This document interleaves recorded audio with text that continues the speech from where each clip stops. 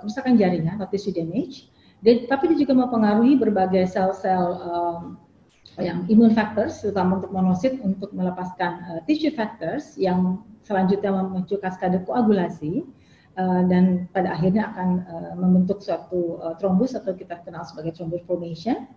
Tetapi juga yang unik adalah sel-sel imun itu, baik neutrophil dan monosit juga mempengaruhi dan diperantarai oleh sitokin juga akan mengubah bagaimana dari endotel dari yang sehat menjadi damage endothelial cell. Kita bisa lihat pada slide ini dengan akibat yang dapat kita lihat lebih lanjut. Ya. Yang tipikal atau yang khas pada koagulasi pada COVID-19 ini adalah yang kita kenal sebagai pulmonary intravascular coagulopathy. Ya, PIC ini adalah istilah yang populer adalah juga dikenal sebagai lung restricted vascular immunopathology associated with COVID-19. Dan ditandai oleh gambaran klinisnya adalah melalui kerusakan mikrovaskular dari paru yang berat dan juga ada perdarahan mikro atau microhemorrhage. Dan ini dibuktikan dari otopsi dari patologi dari paru tersebut. Mengapa ini bisa terjadi? Karena adanya kalau para sejawat sekalian mengenal adanya cytokine syndrome, itu adalah sebetulnya merupakan suatu macrophage activation syndrome atau MAS yang dikenal juga sebetulnya adalah merupakan suatu hemophagocytic lymphohistiocytosis yang bersifat sekunder. Kenapa sekunder? Karena dia sebetulnya bersifat fisiologis. Sehingga dengan demikian dikatakan bahwa dalam pulmonary intravascular coagulopathy, immune mekanisme merupakan suatu hal yang sangat penting untuk men-trigger terjadinya PIC tersebut atau pulmonary intravascular coagulopathy. Kita bisa lihat pada gambar ini ya. Jadi ini adalah bedanya antara pneumonia atau bronkopneumonia dengan pneumonia yang disebabkan oleh COVID-19. Kita bisa lihat kalau bronkopneumonia gambarnya di sebelah kanan dengan area yang tertentu. Pada COVID-19 terdapat suatu area yang lebih luas yang disebut sebagai larger lung surface area yang involved dari coronavirus infection karena terkait dengan adanya ACE2 pada pneumosit tipe 2. Kita bisa lihat di gambar bawah, ini adalah pneumosit tipe 1, lalu ada pneumosit tipe 2 dengan reseptor ACE2, dan ini adalah tempat coronavirus berakses ke dalam di paru. Dan kalau kita melihat di sini ada posisi dari kapiler di bawahnya. Mereka menyebutnya sebagai juxtaposition antara pneumosit tipe 2 itu dengan kapiler. Itu menjelaskan mengapa suatu pada saat seseorang yang terkena, dia akan memberikan dampak yang sangat hebat, baik dari segi area, dari luas dari parunya, dan juga bagaimana koagulopati itu berperan. Semuanya itu menjadikan dasar-dasar mengapa dikenal sebagai pulmonary intravascular coagulopathy pada COVID-19. Jadi yang terjadi adalah diffuse alveolar damage and inflammation, jadi inflamasi yang hebat. Ada juga extensive pulmonary macrophage activation atau dikenal sebagai MAS-like, dan downregulasi dari reseptor ACE2 ini akibat dari COVID-19 menyebabkan terganggunya imun respons yang alamiah terdapat pada paru, dan tentunya juga hal ini diperberat oleh beberapa kondisi. Misalnya pada usia lanjut terdapat perubahan kaskade koagulasi yang kita kenal sebagai berusia terkait dengan usia. Dan yang terakhir adalah mechanical ventilation atau ventilator yang digunakan pada pasien-pasien COVID-19, terutama untuk positive pressure, dikatakan juga sebagian berkontribusi terhadap adanya shedding dari nucleic acid dari virus dan juga protein melalui alveolar dari endotel alveolar di paru yang rusak atau yang terganggu, sehingga dengan demikian akan memperberat proses imunotrombosis yang terjadi. Dan kalau kita lihat secara garis besar, ini adalah gambaran dari venule, alveol, dan dalam bentuk yang lebih besar. Di sini kita lihat yang berperan adalah pro-inflammatory cytokine dan pro-coagulant factors. Ya, kita bisa lihat baik di vena maupun di venule maupun di arteriol. Dan adanya ekstensif infiltrasi dari paru yang sangat hebat oleh makrofag dan imun sel itu menyebabkan diffuse alveolar damage. Kita bisa lihat di sini adalah adanya trombosis baik pada venule maupun arteriol, dan juga terjadinya yang menyebabkan small pulmonary vessel thrombosis dan hemorrhage. Jadi ada juga perdarahan akibat dari ruptur dari pembuluh darah yang kecil-kecil tersebut. Ya, ini adalah yang tipikal pada pulmonary intravascular coagulopathy pada COVID. Dan jika terjadi suatu kondisi yang sangat berat, akan terjadi kondisi yang menyerupai suatu acute lung injury, dan itu akan menyebabkan hipoksia. Hipoksia ini akan menyebabkan kondisi endothelial activation yang lebih lanjut, yang lebih berat, sehingga kita bisa lihat di sini pada gambar akan terdapat kondisi yang sangat hebat, ditandai oleh laboratorium yang meningkat, yaitu markernya di interleukin 1, 6, 8, dan TNF alpha. Dan karena proses inflamasi ini berkaitan juga dengan distress koagulasi, kita akan bisa melihat peningkatan dari D-dimer dan fibrinogen dan juga tentunya CRP pada pasien-pasien tersebut. Lalu bagaimana mengenai rekomendasi antikoagulan? ISTH atau International Study Thrombosis Hemostasis memberikan suatu interim guidance mengenai manajemen koagulopati pada COVID-19. Dan ini bisa dilihat pada jurnal yang kita bisa lihat di bawah ini. Pada umumnya mereka menganjurkan pemeriksaan D-dimer, massa protrombin atau PT, dan jumlah trombosit pada semua pasien dengan COVID-19 infection. Ini adalah rekomendasi mereka, saya tidak edit kalimatnya. Dan karena beberapa data menunjukkan terdapat peningkatan yang signifikan pada kadar D-dimer dan juga penurunan pada fibrinogen pada pasien-pasien yang non-survival pada hari ke-10 dan 14, disarankan memang penambahan pemeriksaan fibrinogen untuk melihat bagaimana prognosis pasien COVID-19 yang memerlukan perawatan, terutama dalam hal ini mungkin yang berat. Ini adalah algoritma yang untuk manajemen koagulopati pada COVID-19 berdasarkan pada simple laboratory markers. Para sejawat bisa lihat di sini yang digunakan adalah D-dimer, prothrombin time, platelet count, dan fibrinogen. Ini urutan nomornya sesuai dengan urutan pentingnya. Dan jika pasien itu terdapat peningkatan yang markedly raised, jadi mereka mengatakan meningkatnya itu harus signifikan. Di ISTH ini dia menggunakan angka 3 sampai 4 kali batas normal. Pemajangan massa protrombin dan penurunan fibrinogen atau trombosit pasien itu dan pasien itu dirawat, disarankan memang memberikan prophylactic dose untuk tromboprofilaksis menggunakan low molecular heparin. Dan sedangkan jika pasien itu tidak menunjukkan gangguan koagulasi yang signifikan, umumnya dimonitor. Dan ini adalah yang sebelah kanan bawah adalah kondisi-kondisi di mana terdapat kondisi di mana pasien itu mengalami perburukan yang tentunya diupayakan adalah mempertahankan pasien itu tidak berdarah dengan trombositnya di atas 25.000 dan pada pendarahan di atas 50.000 dan fibrinogen di atas 150 dan PT rasionya di atas kurang dari 1,5. Ini adalah yang disampaikan oleh guidelines dari ISTH. Jadi rekomendasi dari berbagai jurnal dan berbagai negara mengatakan bahwa strict thromboprophylaxis, close laboratory and appropriate imaging monitoring ini adalah suatu hal yang sangat penting dengan penggunaan antikoagulan yang lebih cepat atau early pada kasus-kasus yang dicurigai virus trombosit merupakan suatu hal yang sangat penting. Bahkan di ekspertis dari Chinese adalah mengatakan antikoagulan terapi dapat digunakan pada pasien dengan COVID-19 berat yang meskipun tanpa trombosis jika tidak terdapat kontraindikasi terhadap antikoagulan.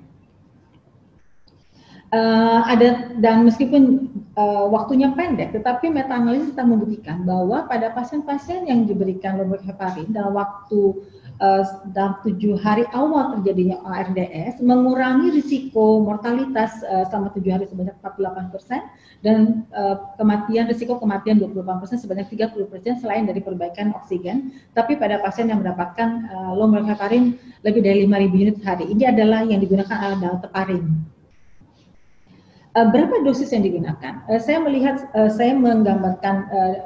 data yang umum dulu. Pada umumnya dari SCCP guidelines atau yang ada CHEST, ada pada pasien dengan acutely hospitalized medical patients yang mempunyai risiko trombosis, antikoagulan yang direkomendasikan adalah low molecular heparin. Tapi juga bisa menggunakan heparin unfractionated yang bisa 2 kali sehari, 3 kali sehari atau fondaparinux dengan levelnya grade 1B. Dan pada pasien dengan medical patient dengan restricted mobility atau imobilisasi heparin 40 mg subcutaneous per hari. Tetapi memang Profesor Middeldorp ini dari Belanda mendapatkan bahwa 20% pasien yang COVID-19 yang mendapatkan profilaksis mengalami VTA dengan dosis yang profilaksis tersebut. Sehingga memang beberapa kepustakaan, beberapa expert mulai membicarakan kemungkinan untuk dosis yang lebih tinggi pada pasien-pasien yang berat, terutama yang critically ill, yang dianggap fail terhadap trombopropilaksis. Kalau kita lihat di clinical trial government ini masih berjalan trial membandingkan antara fixed dengan weight adjusted dose pada lumiprovir pada pasien COVID-19. Jadi mereka pun hingga kini masih melakukan penelitian mengenai dosis yang optimal. Satu jurnal yang menarik dan diulas di Jurnal Thrombosis Hemostasis 2020 adalah mengenai possible impact of heparin pada COVID-19 yang bukan antikoagulan. Di sini pada gambar ini kita bisa melihat bahwa penulis itu memberikan suatu ulasan bahwa tampaknya mengapa heparin, kenapa tidak yang lainnya, gitu ya. Salah satu yang diulas di situ adalah bukan efek antikoagulan, tapi juga anti-inflammatory atau anti-inflamasi, endothelial protection, dan dipertanyakan apakah hipotesisnya apakah ada antivirus, meskipun mereka masih mempertanyakan mengenai dosisnya. Apakah bagaimana memonitoring antikoagulannya, adekuasi dan antikoagulan itu jika diberikan profilaksis tentunya, dan bagaimana memonitoring fungsi dari non antikoagulan dalam halnya ada antiinflamasi dan hal-hal yang lainnya. Kita ketahui bahwa mengapa ini disebut, karena heparin ternyata memang dibuktikan berbagai data mempunyai efek antiinflamasi. Ya, karena dia merupakan glikosaminoglikan yang dapat mengikat berbagai komponen. Jadi bukan hanya coagulation dan fibrinolysis protein, tapi juga dapat berikatan dengan berbagai growth factors dan juga sitokin. Ada beberapa studi yang menunjukkan bahwa heparin mempunyai berbagai proses antiinflamasi dan imunomodulatory, meskipun data-data itu terdapat pada uji klinis laboratorium dan uji binatang. Dan oleh karena itu memang apakah bagaimana exact benefit and safety pada manusia sebagai antiinflamasi masih belum dibuktikan secara signifikan. Barangkali kita bisa ingat salah satu jurnal British Journal Hematology yang mengulas tentang peran dari heparin yang bukan cuma sekedar antikoagulan pada pasien pada sepsis. Ini memang settingnya bakteri. Tapi yang menarik adalah mereka membuktikan bahwa ada data-data in vitro study maupun juga data-data binatang yang mendapatkan penurunan dari berbagai inflammatory mediators dan juga penghambatan dari neutrophil function pada pasien-pasien yang diberikan heparin. Jadi mereka mendapatkan penurunan dari berbagai marker inflamasi pada pasien-pasien yang diberikan heparin. Tetapi bagaimana kalau kita lihat dalam satu data yang lebih besar? Ini adalah satu systematic review yang dia melihat anti-inflammatory effect dari heparin dan pada berbagai pasien.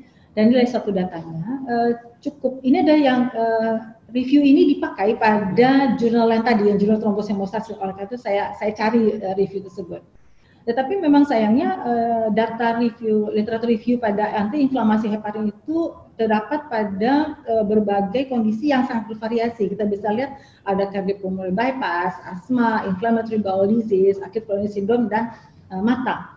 Kesimpulan yang mereka dapatkan adalah heparin mempunyai benefit pada pasien asma, pada pasien yang cardiopulmonary bypass dan cataract surgery, sesuatu yang agak aneh karena kita ketahui cataract sebetulnya avaskular. Dan pada data lain, inflamasi yang lain seperti IBD atau ulcer kolitif, datanya itu hasilnya bersifat heterogen. Jadi mereka belum bisa mendapatkan data yang kesimpulan yang spesifik. Kesimpulan dari systematic review tersebut adalah heparin dapat menurunkan berbagai inflamasi, biomarker dari inflamasi, dan memperbaiki kondisi pasien, beberapa pasien, tetapi karena ada beberapa kendala dari segi quality dari penelitian tersebut, mereka belum dapat suatu definitive conclusion, itu mereka belum bisa mendapatkan bagaimana efikasi heparin itu sebagai anti-inflammatory agent, jadi bukan dalam setting antikoagulan. Tetapi mengingat dasarnya adalah bahwa inflamasi, atherogenesis, thrombogenesis, dan proliferasi sel itu berkaitan satu sama lain. Pada umumnya memang efek pleiotropic dari heparin ini memang diharapkan mempunyai efek terapeutik yang lebih baik dibandingkan jika digunakan pada setting infeksi atau inflamasi dibandingkan ke satu obat yang single target. Ini yang mereka ulas di sini. Lalu bagaimana kalau pasien itu jadi VTE? Ini terakhir. Kita ketahui bahwa VTE itu terdiri dari dua, yaitu DVT dan pulmonary embolism. Sejawat dari paru akan berbicara tentang emboli paru. Dan tapi secara umum kita bisa melihat bahwa jika seorang pasien yang COVID-19 mengalami DVT gitu katakan ya, dia harus mengalami suatu fase pemberian antikoagulan yang bertahap, yaitu ada fase initial, ada fase long term, dan fase extended. Dan initial ini pada umumnya berupa therapeutic dose dari antivirus heparin, lumefantrine atau fantoprinox. Lalu jika menggunakan warfarin dia in overlapping dan memang selama 3 bulan, dan sekarang kita sudah ada DOAC ya. Nah, suatu hal mengapa belum banyak data mengenai DOAC dan mungkin masih ada beberapa trial yang berlaku karena memang pada COVID-19 terutama adalah terkait dengan pengobatan dari COVID-19 tersebut. Kita ketahui di tab yang sebelah kanan ini, WHO menulis berbagai obat yang digunakan pada umumnya adalah berbagai antivirus, lalu ada klorokin dan hydroxychloroquine, dan juga ada imunomodulator. Yang saya kasih bintang ini adalah obat-obat antivirus yang digunakan pada COVID-19 yang potensial memberikan gangguan atau efek samping gangguan pada hati atau saya nggak bisa mengatakan hepatotoksik, tapi beberapa data mengatakan ada peningkatan dari SGLT dan fungsi hati pada terapi pasien tersebut. Sedangkan kalau yang sebelah kiri ini adalah berbagai list antikoagulan yang bisa digunakan pada pasien dengan VTE. Jelas heparin dan baik dalam bentuk LMWH atau heparin bisa digunakan, tetapi memang sejauh ini belum banyak data yang merekomendasikan fondaparinux. Warfarin tidak dianjurkan pada profilaksi, tapi mungkin bisa pada pasien-pasien dengan VT yang lama. Dan juga ini adalah DOAC, dan kita tahu ada DOAC juga ada 4 model pada saat ini, 4 jenis yang ada pada saat ini. Dan kalau kita lihat karakteristik farmakologi dari oral antikoagulan, sebagai contoh ya, kita bandingkan antara warfarin, apixaban, dabigatran, edoxaban, dan rivaroxaban. Kita bisa lihat bahwa hepatic clearance-nya cukup tinggi, kecuali dabigatran dan 50% pada edoxaban. Yang ini cukup tinggi. Nah ini yang menyebabkan barangkali dan mereka membutuhkan P450 untuk metabolismenya. Ini yang memang membuat pengobatan dengan DOAC mungkin belum banyak digunakan pada pasien-pasien dengan COVID-19, meskipun belum dikatakan bahwa tidak boleh. Satu hal yang juga mesti dipikirkan bahwa kita juga tidak tahu jika kita punya pasien COVID-19 dengan VTA, apakah itu DVT atau emboli paru, apakah pasien itu mempunyai risiko faktor yang lain. Nah, tabel ini menggambarkan adalah risiko faktor DVT yang berlaku secara umum, gitu. Maksudnya klasik, gitu ya. Kita tahu ada obesity, ada active cancer, ada trombofilia, gitu ya. Kita tidak tahu pasien yang datang dengan COVID-19 itu apakah dia mempunyai faktor risiko tersebut. Ya, sebagai contoh kami di RSCM punya pasien yang COVID-19 dengan limfoma non-Hodgkin, yang kedua kemoterapi, yang kedua ada pasien dengan ALL, leukemia limfoblastik akut dengan COVID-19. Jadi dengan demikian kita mesti, padahal kita tahu bahwa begitu pasien itu DVT dia harus menerima pengobatan yang potensial akan lebih lama atau extended anticoagulation. Ini satu hal yang mesti dipertimbangkan sebelum kita memberikan antikoagulan dan memerlukan penilaian yang baik dari segi indikasi, kontraindikasi maupun dari segi mekanisme obat yang akan kita berikan. Dan yang terakhir adalah ini adalah beberapa pertanyaan yang masih memerlukan jawaban dan masih dalam proses penelitian di berbagai negara ya. Seperti contohnya, apakah kita memerlukan profilaktik dosis lebih tinggi pada pasien-pasien dengan berat badan lebih besar misalnya, atau pasien dengan extremely high D-dimer levels, misalnya 6-8 kali, karena kita tahu pada umumnya kadar rate sangat-sangat tinggi, atau pada pasien-pasien dengan ventilasi itu atau ventilator itu memang kita memerlukan dosis yang lebih tinggi lagi, misalnya yang membuat yang berisiko untuk ARDS atau terjadi ARDS. Dan yang terakhir adalah tentunya peran dari antikoagulan lain pada sebagai pengobatan dari VTE pada pasien dengan COVID-19 yang sudah terbukti dengan VTE.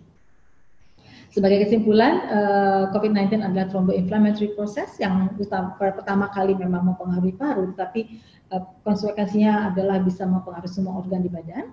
Mekanismenya dari pro-inflammatory cytokines yang yang dikenal sebagai macrophage activating syndrome yang menyebabkan microvascular thrombosis and hemorrhage, dan bahwa pada pulmonary intravascular coagulopathy pada COVID-19 imun mekanisme merupakan satu hal yang sangat penting. Dan heparin, apakah itu LMWH atau WFH, merupakan antikoagulan yang memang sudah direkomendasikan pada prophylaxis treatment pada COVID-19, dan kita masih menunggu data lebih lanjut peran dari DOAC maupun antikoagulan lain pada COVID-19. Terima kasih. Assalamualaikum warahmatullahi wabarakatuh. Waalaikumsalam warahmatullahi wabarakatuh. Ya. Waalaikumsalam warahmatullahi wabarakatuh. Terima kasih Dr. Lugi atas presentasinya. Saya rasa sangat jelas, clear, dan tapi kita jadi banyak hal yang kita pelajari di sini terkait pemakaian antikoagulan, heparin, dan perannya pada pasien-pasien dengan COVID-19. Rasanya pasti akan banyak pertanyaan dari para peserta sekalian. Nanti di sesi diskusi kita akan bicarakan. Baiklah, berikutnya saya akan mengundang narasumber kedua, yaitu Dr. Isnin. Dr. Isnin, apakah bisa dengar suara saya, Dr. Isnin? Ya, bisa dengar, Dr. Baik, Arya. baik, terima kasih. Dr. Isnin saat ini melakukan broadcast dari kediamannya di Surabaya. Dr. Isnin Anang Marhana, spesialis paru konsultan.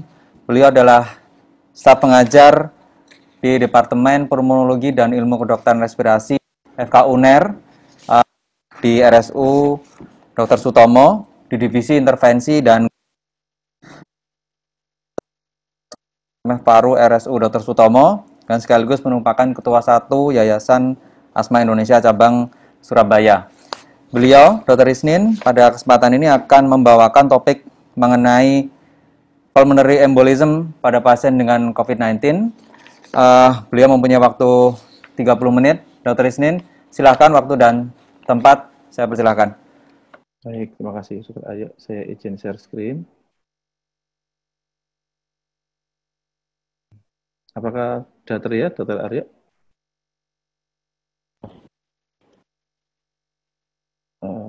Halo, Dr. Arya, apakah sudah cukup terlihat? Ya, bisa dok. Silakan. Baik, terima kasih. Assalamualaikum warahmatullahi wabarakatuh. Terima kasih atas kesempatan yang diberikan kepada saya. Terima kasih pada Pergi dan Pabdi dan juga PT Sanofi Aventis Sanofi ya, yang memberikan kesempatan kepada saya untuk membicarakan pulmonary embolism in patient with COVID-19. Sebelumnya, saya Dr. Isnin Anang Marhana dari FK UNER dan mewakili Perhimpunan Dokter Paru Indonesia. Jadi ini adalah gambar simple yang saya coba ngulik ya. Jadi kalau dari awal-awal bulan Februari dulu ya, kita lihat sebelah kiri bahwa itu COVID ini datang dari pasien-pasien yang dari luar negeri ya. Kemudian terjadi lokal transmisi, kemudian kita dibingungkan dengan jenis COVID ini, dan kemudian kita dibingungkan lagi oleh pasien-pasien yang masuk ICU dan angka kematiannya yang cukup tinggi. Kemudian kita makin dibingungkan lagi dengan jumlah pasien yang semakin banyak. Sekarang di Surabaya masih belum bisa lepas dari zona merah kehitaman ya. Dan saya pikir pada siang hari ini cukup menarik, apalagi yang kita bisa bicarakan untuk memperbaiki pelayanan di bidang COVID ini. Ya.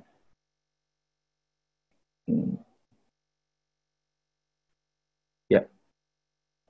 Sebagai pendahuluan, penyakit coronavirus 2019 COVID-19 ini dideklar oleh WHO sebagai pandemi tanggal 11 Maret. Mohon maaf 2020 dengan gejala sistemik yang dominan di saluran pernapasan. Untuk gejalanya demam, batuk, pilek, bersin, sakit tenggorokan, sesak napas, lemas ya, kita sudah tahu. Kemudian ternyata didapatkan kelainan patologi paru yang terlihat pada pasien COVID-19 ya, yaitu didapatkan trombosis dan perdarahan di pembuluh darah kecil paru.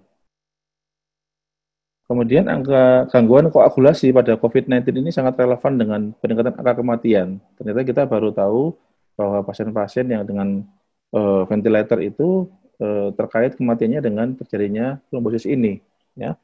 Dan sekarang ini kami alami di rumah sakit, di pelayanan dengan kita aware terhadap tromboemboli ini, prognosis pasien kita rasakan lebih baik, ya. Pasien-pasien dengan ventilator juga sudah tidak seperti dulu beberapa hari terus meninggal, ini baik-baik kondisinya. Oke. Baik. Kemudian untuk kejadian emboli paru di COVID-19 cukup tinggi, ya, kurang lebih dari data didapatkan 22% dari pasien di ICU, kurang lebih sepertiga pasien ICU ini terdapat emboli paru. Pasien-pasien dengan BMI 30 atau lebih, resikonya meningkat 3 kali, ya. Tingginya insiden ini dikarenakan kombinasi adanya kerusakan peradangan jaringan paru dan hiperkoagulabilitas sistemik, ya.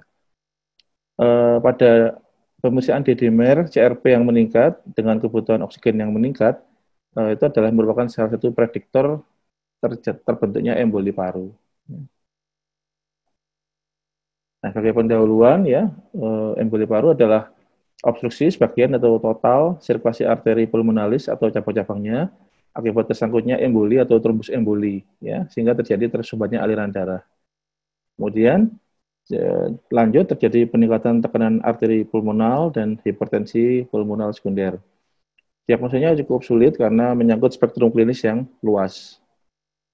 Untuk keparahannya, derajat keparahan ditentukan oleh ukuran emboli, lokasi populasi, derajat oklusi, adanya gangguan kardiopulmoner sebelumnya, dan pasien datang dalam kondisi yang sudah lanjut. Untuk epidemiologi, dari data epidemiologi emboli paru sulit untuk ditentukan karena banyaknya pasien yang asimptomatis. Di Amerika Serikat ditemukan data kejadian 50.000 kasus per tahun dengan 1 kasus per 1.000 orang per tahun. Juga didapatkan kematian mendadak pada 20-34% kasus. Insiden kematian meningkat seiring dengan usia tua, ya, di atas 40 tahun. Bagaimana dengan insiden COVID? Insiden COVID ini karena masih relatif baru, jadi belum ada penelitian-penelitian yang besar, ya, masih spot-spot kecil. Kita lihat ada beberapa. Yang pertama ini pada postmortem biopsi pada 21 pasien yang meninggal karena COVID, didapatkan prominent pulmonary emboli 4 pasien dengan adanya mikrotrombus pada kapiler alveoli pada 5 dari 11, jadi 45%. Pada laporan selanjutnya, pada 7 COVID-19 yang dilakukan postmortem biopsi, didapatkan severe endothelial injury, widespread thrombosis dengan adanya mikroangiopati dan alveolar kapiler mikrotrombus. Kemudian ada juga, ya, dibandingkan pasien dengan ARDS yang COVID, ya, dan yang non-COVID, ternyata rata komplikasi trombotik ini kebanyakan pulmonary emboli didapatkan lebih besar pada pasien dengan ARDS COVID, ya, 12 dibandingkan 2%. Dari data epidemiologi ini, maka kita wajib untuk mengetahui lebih lanjut tentang kelainan koagulopati, ya, pulmonary emboli, sehingga kita bisa menurunkan angka kematian atau meningkatkan angka kesembuhan pasien. Untuk etiologi dan faktor risiko, penyebab emboli paru semula belum jelas, ya. Seperti tadi ditemukan pada otopsi-otopsi, ya, ditemukan trombus. Bisa didapatkan emboli tumor, amnion, udara, lemak, ya. Kemudian dikenal trias Virchow, ya. Yang pertama adalah adanya aliran darah yang lambat, stasis, kerusakan dinding pembuluh darah, dan adanya hiperkoagulasi. Adanya aliran darah yang lambat atau stasis, misalkan pada pasien tirah baring lama, ya, obesitas, ya, varises, gagal jantung kongestif, ya. Darah yang mengalir lambat memberi kesempatan lebih banyak untuk membeku atau trombus, ya, cocok pada pasien-pasien kita yang COVID, ya, apalagi pasien-pasien di ICU yang mendapatkan belum ventilator NIV, gitu, ya, dengan adanya PIP, dia lebih menciptakan kondisi stasis, ya, sehingga lebih mudah untuk terjadinya bekuan.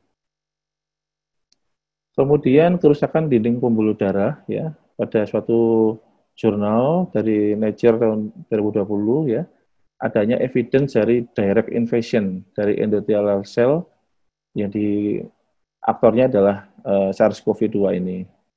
Endothelial injury inilah memerankan peran penting ya pada patogenesis ARDS dan organ failure pada pasien dengan severe COVID-19. Ya.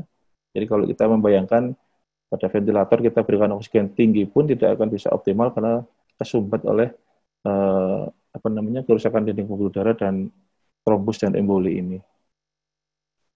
Kemudian pada COVID ini juga terjadi hiperkoagulasi ya. Setelah di beberapa tulisan juga menyebutkan bahwa ada beberapa pada circulating prothrombotic factor itu ada peningkatan ya. Misalkan faktor 8, fibrinogen, circulating prothrombotic microparticle dan neutrophil extracellular traps dan hiperviskositas. Sehingga dia lebih kekentalan darahnya lebih kental ya. Kemudian juga dikenal istilah disseminated intravascular coagulation like state, DIC like state. Jadi mirip-mirip DIC, namun pada COVID ini agak sedikit berbeda, bahwa kalau DIC ini lebih ke major ke bleeding, kalau pada COVID ini trombosis. Nah ini COVID ini lebih ke suatu bentukan trombosis. Ya. Dari suatu jurnal ini disebutkan bahwa persamaannya dengan DIC sama-sama DDW-nya meningkat, ya, dan terjadi mild thrombocytopenia. Namun pada COVID ini fibrinogennya dan faktor 8-nya tinggi. Nah ini dijelaskan di jurnal ini bahwa konsumsi dari coagulation factor itu tidak terjadi pada COVID. Berbeda dengan DIC di mana fibrinogennya rendah, ya, terkait dengan konsumsi dari clotting factor ini. Jadi mirip-mirip DIC, namun nggak mirip-mirip banget, ya. Ini adalah jurnal dari JACC, sangat bagus. Ilustrasinya bahwa terjadinya postulated mechanism koagulopati dan pathogenesis of thrombosis ya di sini ada risk faktornya, kemudian hemostatic abnormality-nya ya, kemudian C clinical outcome, bisa venous thromboemboli, bisa juga myocard infarction, bisa juga DIC. Ya. Kemudian patofisiologinya yang pertama gangguan hemodinamik, terjadi vasokonstriksi, kemudian peningkatan resistensi vaskular paru dan hipertensi pulmonal, dan terjadi gagal jantung kanan. Ada gangguan pertukaran gas, disebabkan hipoksemia, dan ventilasi perfusi yang inadekuat, mengakibatkan oksigennya turun, konstriksi dari bronkus terminal, meningkatkan dead space, dan akan terbentuk atelektasis pada paru.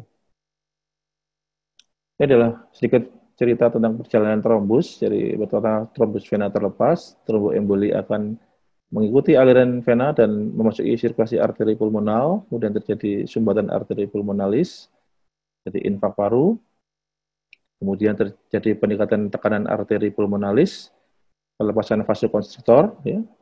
Kemudian terjadi hipertensi arteri pulmonalis.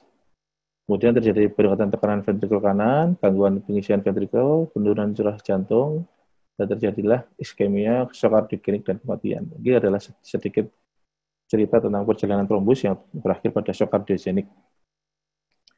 Bagaimana gambaran klinis dari pulmonary emboli ini? Tidak khas ya, namun ini adalah beberapa gambaran klinis, yaitu dyspnea, hemoptysis, wheezing atau nyeri dada. Nyeri dadanya terkait iritasi pleura karena infak paru, ya. Kemudian ada anamnesis riwayat keluarga, terjadi tromboemboli vena, kemudian kondisi medis yang menyertai, dan riwayat pengobatan. Untuk bagaimana mendiagnosis emboli paru, ada sistem scoring yang telah kita kenal, ya, Well score. Ini ya, bila 0-1, risiko terjadi emboli rendah, 2-6 sedang, dan lebih dari 6, kemungkinan terjadi emboli tinggi. Ada juga ini untuk Geneva score. Ya.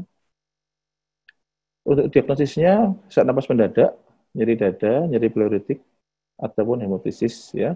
Ada kelainan ECG di lead V1 sampai V4, menyebabkan inversi gelombang T, ya, hipertrofi ventrikel kanan, tromboemboli pulmonal, ya, ini untuk gelombang S di dalam lead 1, Q di lead 3, dan inversi gelombang T di lead 3.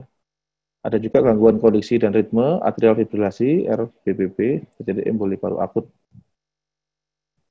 Pada foto toraks, ada baiknya kita mencurigai istilahnya Hampton's Hump. Gambaran radio opak berbentuk segitiga dengan apex menghadap ke hilus. Ini menunjukkan adanya infak paru di daerah distal dari trombus. Ada juga Pallas sign, pembesaran arteri pulmonal descending, dan Westermarck sign, terdapat penurunan corakan vaskuler paru di area yang terlokalisasi. Nah, gambaran-gambaran seperti ini tentu kita sering dikonsuli dari IGD ya, foto CT scan seperti ini. Ya, tentunya kita mulai berpikir otomatis jangan-jangan ini ada pulmonary emboli ya. Nah, kita bisa wajibkan untuk dilakukan CT angiografi ya. Ini gambarannya dan kita cek angiografi ada gambaran seperti itu, trombus seperti ini. Ya. Bagaimana tes diagnostik pulmonary emboli?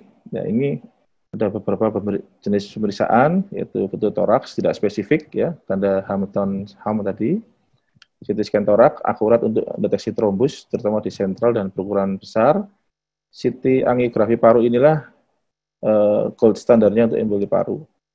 Echo didapatkan dilatasi ventrikul kanan, tricuspid regurgitation, hipertensi pulmonal, dan dilatasi vena cava inferior. Pemeriksaan darah, pemeriksaan rutin dan kimia darah tidak khas, blood gas-nya PO2 turun, PCO2 dapat normal atau sedikit turun. D-dimer dengan metode ELISA, sensitivitasnya tinggi, 94%, namun spesinya kurang, 45%. Ya. Ini adalah DD emboli paru, banyak. Bagaimana tata laksana pulmonary emboli pada pasien COVID? Nah, ketika telah dikonfirmasi adanya pulmonary emboli akut, pengobatan harus diberikan berdasarkan stratifikasi resiko. Pasien dengan shock harus menerima terapi reperfusi, atau pasien dengan kondisi hemodinamik stabil dapat diterapi dengan unfractionated heparin, LMWH. Ini adalah sedikit bagian tentang alur tata laksana PE dengan shock atau hipotensi. Nah, jadi pasien dengan shock ya ini disarankan CT angiografi immediate ya. Bila ada maka positif primary reperfusion ya, ini untuk PE dengan shock atau hipotensi. Bagaimana yang tanpa shock? Ya, di sini ternyata apakah ada probability dari PE low atau intermediate, kita cek di D-dimer dulu. Kalau high langsung CT angio. Namun CT angio ini jelas di era COVID sangat susah ya. Bila D-dimer positif, baru kita CT angio dan di treatment. Ya. Ini sedikit bagan, saya bacakan aja karena hurufnya kecil-kecil ya. Jadi pasien dengan terdokumentasi suspek tromboemboli, iya atau enggak. Ya, biasanya kalau pada COVID ya enggak, ya enggak jelas itu tromboemboli atau enggak. Langsung sebelah kanan, apakah pernah mengkonsumsi antikoagulan sebelumnya? Pada COVID biasanya enggak juga ya, kita geser ke kanan. Nah, ini saya besarkan yang kanan, no. Nah, apakah perlu MRS? Ya, ya. Apakah level of care-nya pada critical care ICU ya dibutuhkan antikoagulasi. Namun levelnya prophylactic dose, intermediate dose atau full dose masih kontroversi. Sekarang ini masih spot-spot, belum kita temukan guideline yang kesepakatan para ahli ya. Namun pada pasien yang MRS di regular medical, surgical atau obstetric ward bisa digunakan prophylactic dose anticoagulation bila diperlukan ya, seperti LMWH. Kemudian bila creatinine clearance-nya kurang dari 15 ml per menit ya, bisa diberikan unfractionated heparin ya. Kemudian fondaparinux dapat digunakan pada pasien dengan gangguan hepar, induced thrombocytopenia. Kemudian untuk pengobatannya ada beberapa pilihan di sini. Nah, kita lihat ada antikoagulan, ada trombolitik, pembedahan, dan non-farmakologis. Untuk bed rest, bisa ya jelas pasien bed rest ya, pasien COVID di ruangan ya. Untuk compression stocking juga relatif masih jarang ya. Untuk bedah, belum pernah ya pasien dengan pulmonary emboli di bedah di era COVID ini. Nah, kita pilihan antikoagulan dan trombolitik ini. Ya. Tentunya dua pembicara saya yang selain saya ini sangat ahli di bidang antikoagulan. Kalau paru lebih ke perkovitan ini ya. Baik, ini adalah dosis antikoagulan profilaksis dan terapi pada pasien COVID ya. Ada enoxaparin dengan profilaksis dan terapi, kemudian fondaparinux ya kita juga biasa gunakan ya. Nah, ini sama tadi di jurnal dari JACC bagaimana variabilitas ya kita lihat dari yang warna hijau yang bawah, kita SARS-CoV yang uninfected population, kemudian asimptomatik, kemudian dites SARS-CoV positif, mild COVID, nah ini mulai ada dibutuhkan venous thromboembolism prophylaxis ya, bila tidak ada kontraindikasi. Semakin meningkat, semakin naik resikonya ya terkait usia, terus apa namanya dia di bed terus ya, stasis. Nah, ini semakin tinggi, semakin dibutuhkan untuk terapi. Ya. Bagaimana dengan prognosisnya? Ini kita kenal pulmonary embolism severity index di sini.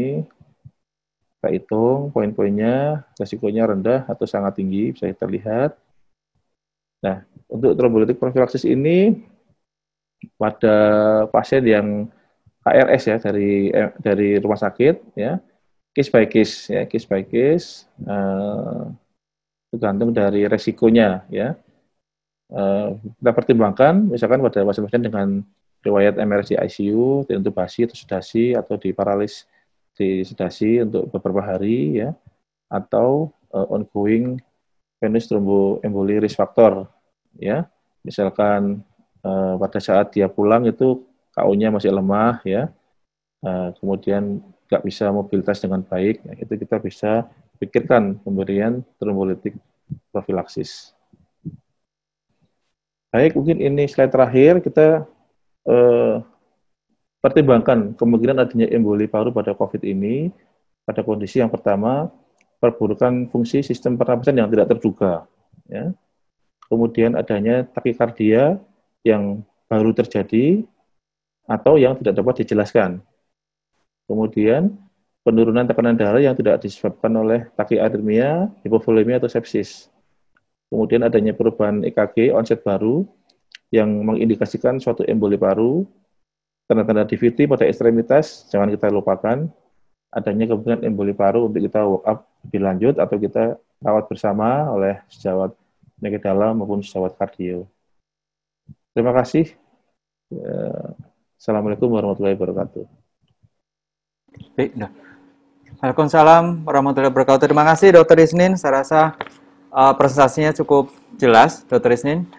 Ya, kelihatannya dari para peserta sudah banyak pertanyaan, baik untuk Dr. Lugi dan Dr. Isnin. Kita akan sama-sama jawab nanti di sesi diskusi. Baik, berikutnya saya akan mengundang Dr.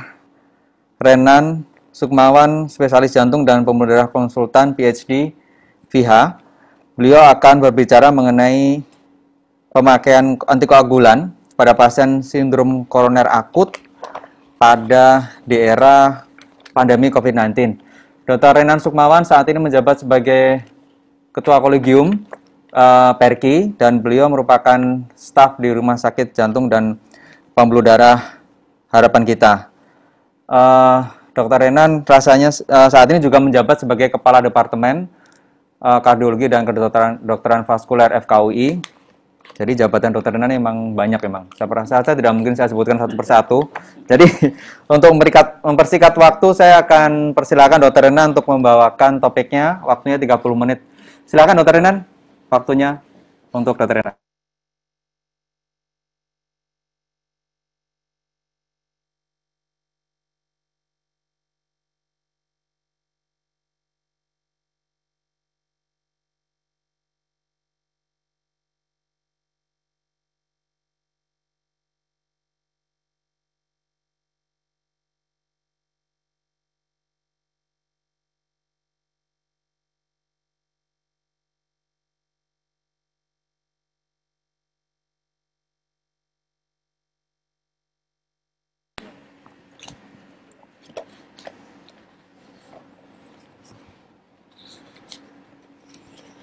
Baik, Assalamualaikum warahmatullahi wabarakatuh.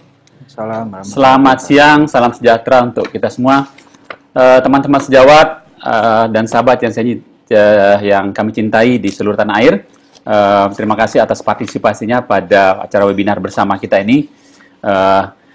Tugas saya hari ini adalah fokus pada pemakaian antikoagulan ya pada ACS pada COVID-19 pandemi ini ya, melanjutkan lecture pertama dari sahabat saya Dr. Lugi dan kemudian Dr. Isnin. Saya kira mekanisme dan sebagainya sudah banyak dibahas. Saya mungkin untuk men-trigger kita berpikir dalam suasana setting klinis, saya akan menampilkan case ya, salah satu case barangkali untuk melihat bagaimana segala hal bisa terjadi pada situasi COVID-19 ini pada pasien-pasien kita, khususnya untuk pasien-pasien dengan penyakit kardiovaskuler.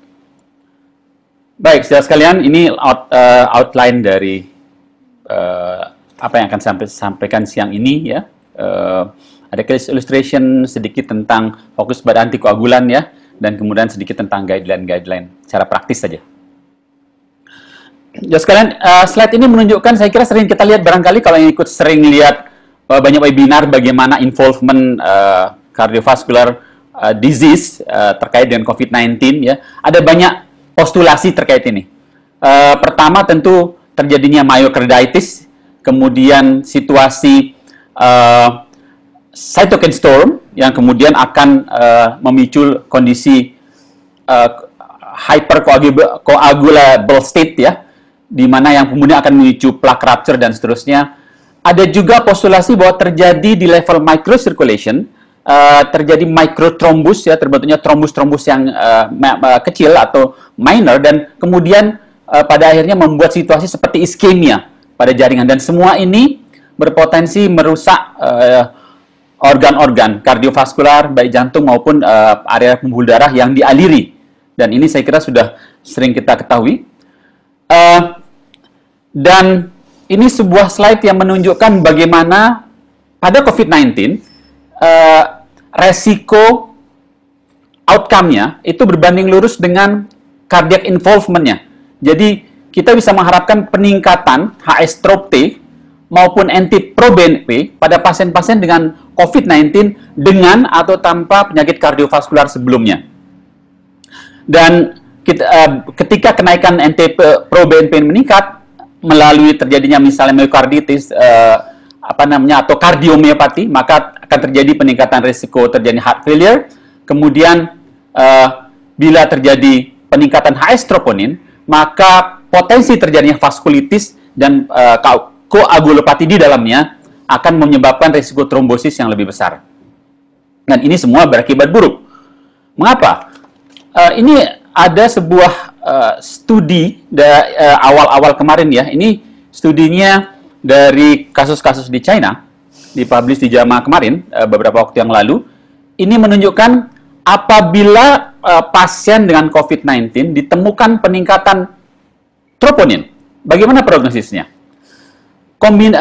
Kombinasi terburuk itu terjadi bila troponin naik dan pasiennya memang riwayat penyakit kardiovaskular sebelumnya, misalnya lewat gagal jantung, penyakit jantung koroner, dan sebagainya. Ini mempunyai mortalitas tertinggi. Yang kedua, bila troponinnya meningkat tetapi tanpa penyakit kardiovaskular, artinya peningkatan troponin ini menjadi marker untuk prognosis yang buruk, ya.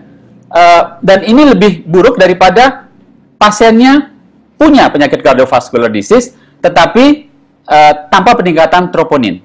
Dan ditengarai bahwa peningkatan troponin ini mulai ditemukan pada 10 hari kira-kira ya, setelah onset dari simptom yang ada. Jadi ini menunjukkan bahwa bila terjadi peningkatan troponin, barangkali kita harus lebih aware. Jadi kenapa? Karena di literatur disebutkan peningkatan troponin ini bisa terjadi antara 7 paling rendah 7 sampai 28% di antara pasien-pasien yang memang terdiagnosis sebagai COVID-19. Jadi angkanya cukup substansial untuk kita pertimbangkan. Barangkali ini juga harus boleh kita pertimbangkan untuk pemeriksaan troponin terutama sebagai bagian dari upaya risk stratifikasi dan untuk kita melakukan tata laksana yang lebih baik atau lebih agresif tentunya. Ya, kondisi-kondisi injury myocardium ini bisa disebabkan oleh tadi cytokine storm, kemudian ACE2 mediated juga disampaikan jadi oleh setahu sebelumnya, dan ini bila terjadi acute coronary syndrome. Jadi ada situasi kita menengarai ada banyak laporan yang menunjukkan terjadinya potensi acute coronary syndrome karena satu terjadinya hypercoagulable state, yang kedua terjadinya apa yang disebut MINOCA, myocardial infarction without tanpa obstruksi coronary artery. Kemudian satu lagi ada yang menyebutnya seperti terjadinya kardiomyopati atau myokarditis yang berakibat perubahan EKG, tapi ternyata trombus minimal begitu, troponin naik, tapi tidak ada penyumbatan yang signifikan pada arteri koroner. Baik, saudara sekalian, saya mulai dengan kasus ini, kasus nyata yang kita lihat beberapa hari yang lalu ya. Ini ada seorang pasien laki-laki, dia masuk ke IGD dengan nyeri dada khas infak ya. Kemudian sesak napas dan simptom shocknya jelas ya. Kemudian sebenarnya pasien ini sudah menjalani PCI beberapa tahun yang lalu ya, on aspirin. Jadi pasien ini sebenarnya rutin minum aspirin. Unfortunately dia 2 minggu yang lalu baru keluar dari perawatan di salah satu rumah sakit lain dengan COVID-19 dan sudah negatif sebenarnya. Tapi masuk di kita, nanti saya perlihatkan, rapid testnya masih positif ya. Jadi masuk dengan tensi yang rendah, heart rate naik ya, SpO2-nya turun, ada elevasi 23 AVF ya dengan depresi di tempat yang lain.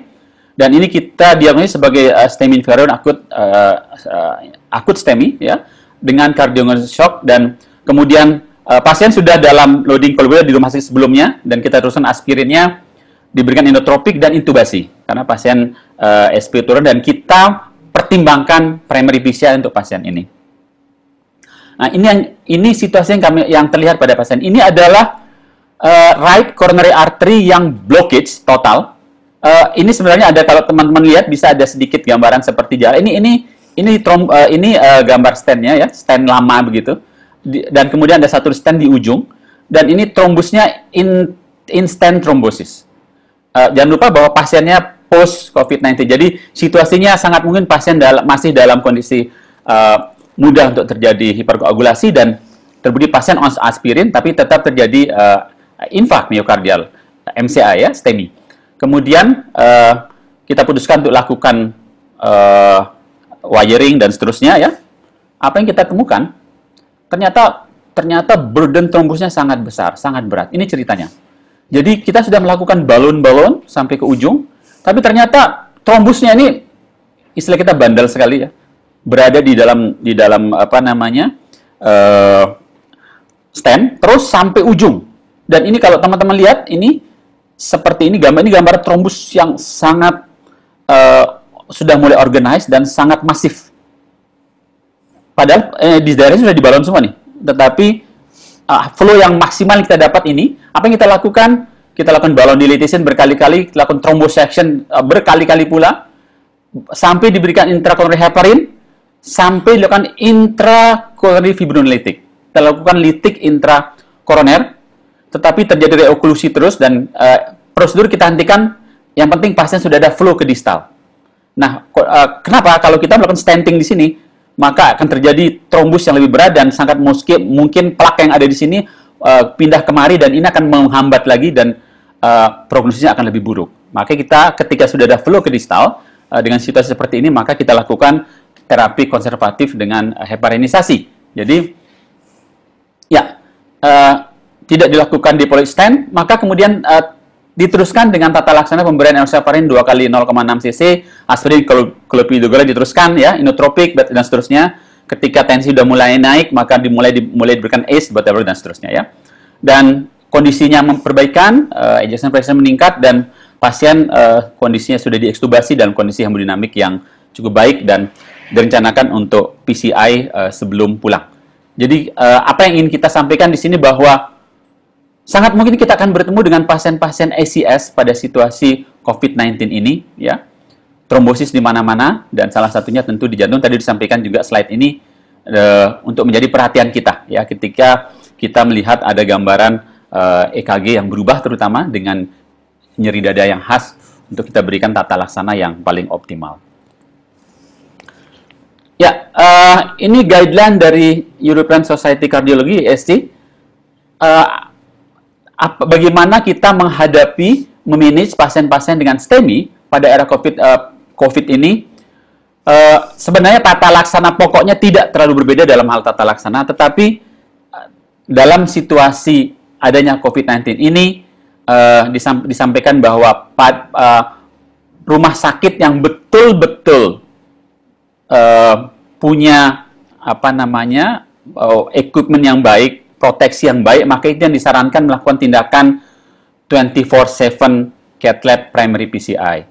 Yang lain mungkin ketika itu cukup beresiko, maka penggunaan litik cukup ya ketika kita menemukan pasien-pasien dengan ST elevasi STEMI yang mungkin tidak terlalu kompleks ya, tetapi ketika kardiogenik shock ya sangat mengancam nyawa, maka mau tidak mau harus kita lakukan dengan proteksi yang optimal ya. Pasien-pasien dengan STEMI harus betul diperiksa positif dari COVID-19-nya seperti apa situasinya, kemudian perform pulmonologis kalau tidak ada kontraindikasi ya. Ada yang unik dari guideline yang sama atau panduan yang sama yang dikeluarkan oleh American College Cardiology. Ada situasi di mana ST elevasi ini bukan betul-betul true STEMI. Jadi tadi disebutkan situasi yang mimicking STEMI, ada yang disebut pseudo infarction ya, ada juga minoka dan sebagainya. Maka perlu kita lihat betul simptomnya seperti apa, perubahan EKG seperti apa. Disarankan ini teman-teman, consider penggunaan ultrasound ya. Jadi betul-betul spesifik ultrasound. Jadi kita pakai EKG atau echo kita bisa pergunakan di IGD. Kita lihat kita betul-betul ada wall motion abnormality apa tidak. Ketika ini tidak terdeteksi, simptomnya tidak begitu berat misalnya tanpa komplikasi dan pasiennya ternyata ST elevasi berubah, EKG berubah, tapi kita agak ragu-ragu, maka kita boleh pertimbangkan yang lain, ya. Betul-betul ekokardiografi yang kita bawa ke echo lab, kita akan lihat secara luas, lihat perubahan wall motion-nya seperti apa, lakukan serial EKG untuk melihat betul-betul meningkat apa tidak perubahan EKG-nya betul-betul khas serial, kemudian yang lain-lain kita lihat dan tentu harus dipertimbangkan kemungkinan terjadinya COVID-19 myokarditis yang gambarannya ST elevasi tetapi belum tentu terjadi sumbatan di pembuluh darah koronernya. Pada kondisi ini maka dipertimbangkan CT angio. Ya, ini adalah satu tempat ini ya teman-teman bisa kalau tidak yakin maka echo sangat berguna kita pakai di di emergency untuk melakukan restripakasi selanjutnya. Ya, untuk pasien-pasien dengan non-STEMI bagaimana? Non-STEMI kita lakukan restratifikasi 1, 2, 3, 4 ya, yang low risk, high risk, intermediate dan low, intermediate, high dan very high. Hanya yang very high yang kemudian kita perlu lakukan tindakan invasif. Yang lain konservatif dengan antikoagulasi yang optimal, maka cukup untuk tata laksananya. Ya, invasif strategi pada kita pada pasien mana yang betul-betul perlu invasif strategi pada ACS? Ya, pada yang terutama yang emergency dan urgent. Ini kriterianya betul-betul ada nyeri dada yang khas, ada perubahan EKG, dan kemudian kita betul sure bahwa ada perubahan hemodinamik, baru kita pertimbangkan untuk dilakukan emergency PCI. Jelas sekalian, nggak ada lain tidak bukan maka antikoagulan dan antiplatelet adalah senjata utama kita dalam tata laksana ACS dalam atau dengan atau tanpa situasi COVID. Dan kita tahu kita punya heparin low molecular weight ya, itu bekerja pada menghambat faktor 10A ya, dan kemudian pada akhirnya menghambat aktivasi platelet ya. Begitu juga kita punya beberapa antiplatelet yang biasa kita pakai ya, aspirin, clopidogrel, dan kemudian ticagrelol misalnya yang bekerja pada jalur P2Y2 ya, dan semuanya tujuan akhirnya adalah mengurangi kemungkinan terjadinya thrombus burden yang lebih berat ya. Ya, medication untuk ACS dan COVID-19 ya. Ada kita karena sekarang opsi untuk penggunaan trombolitik pada pasien-pasien yang memang tidak terlalu kompleks STEMI-nya atau ACS-nya, maka kita punya pilihan tenecteplase, ya, alteplase, ya, dan lain-lain, ya, untuk kita berikan lagi kepada pasien kita. Kalau dulu banyak pasien yang harus semua primary PCR, tapi sekarang tentu kita pilah-pilah sesuai situasinya, ya. Dan ini pemakaian dosisnya kita bisa lihat di guideline ini. Jadi guideline ini dikeluarkan oleh European Society Cardiology untuk situasi COVID pandemi ini, ya. Clopidogrel dan DAPT tentu bagian yang harus selalu diberikan.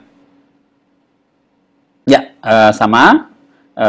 Saya kira saya teruskan saja. Saudara sekalian, ini adalah panduan tata laksana diagnosis untuk pada masa pandemi ini. Kita sebagai affiliation organization untuk European Society Cardiology, kemudian berdiskusi dan kita berdiskusi untuk mengadop untuk tata laksana sehari-hari, dan teman-teman bisa melihat ini. Jadi banyak spektrum penyakit, berbagai jenis penyakit kardiovaskuler, tata laksananya, manajemennya dari awal itu bisa di-download di sini, teman-teman bisa buka, dan di situ kita sudah susun, termasuk misalnya pemakaian ekokardiografi, misalnya kapan dipakai, kapan kita melakukan transesophageal echo, apa proteksinya, semuanya bisa kita lihat di sini, ya. Kemudian juga kasus-kasus pulmonary hypertension dan lain-lain.